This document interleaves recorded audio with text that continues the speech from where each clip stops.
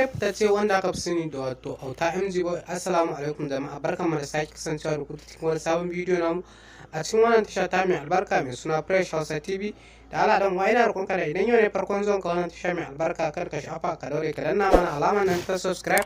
kana ka danna alamar ƙararrawar sanarwa domin samun shirye-shiryen mu akai-akai da zarar mun dora. Shahararre fitacce wanda aka fi sani da wato auta MG Boy, fatan zaka biyo mu har zuwa ƙarshen wannan bidiyo namu domin jin yadda wannan shahararren mawaki wato auta MG Boy yake taka rawar gani musamman ma a daidai wannan lokaci a masana'antar ta Kano,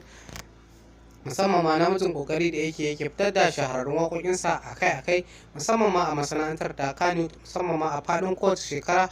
Wannan mawaki wato auta MG Boy baya ƙasa a gwiwa kuma ba a barin shi a baya wajen ganin yana fitar da shahararrun waƙoƙinsa da kuma shahararrun album ɗinsa kamar yadda ya saba kawowa a cikin faɗin kowace shekara. Kawai kare ka daure ka ci gaba da kasancewa da wannan tasha ta mai albarka mai suna Fresh Hausa TV domin jin yadda wannan shahararrun mawaki wato auta MG Boy zai kawo album ɗinsa na shekarar 2023 idan Allah ya kai mu.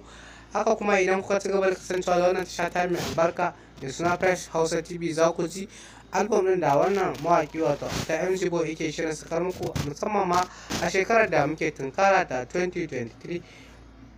Sannan na ƙara roƙonka da idan yau ne farkon zuwan ka wannan tasha mai albarka, kada ka shafa ka daure ka danna mana alamar nan ta subscribe, kana ka danna alamar ƙararrawar sanarwa domin samun shirye-shiryen mu akai-akai da zarar mun ɗora. Sannan kuma idan ba ne farkon zuwan ka wannan tasha mai albarka ba, ina roƙonka da ka daure ka dinga mana share da like da comment a zuwa group ku na Facebook da kuma na WhatsApp domin haka ne zai tabbatar mana da kuna bibiyar shirye-shiryen mu kuma kuna jin daɗin kasancewa da wannan tasha ta mai albarka mai suna Fresh Hausa TV a cikin shirye-shiryen da take kawo muku. Fatan za ku ci gaba da kasancewa da wannan tasha ta mai albarka mai suna Fresh Hausa TV domin cin yadda wannan shahararre kuma fitacce wato auta MG Boy zai fitar da album ɗinsa na shekarar 2023 bayan da wannan shahararren mawaƙi wato auta MG Boy bai kasa a gwiwa ba wajen ganin ya fitar muku da album ɗinsa na shekarar 2022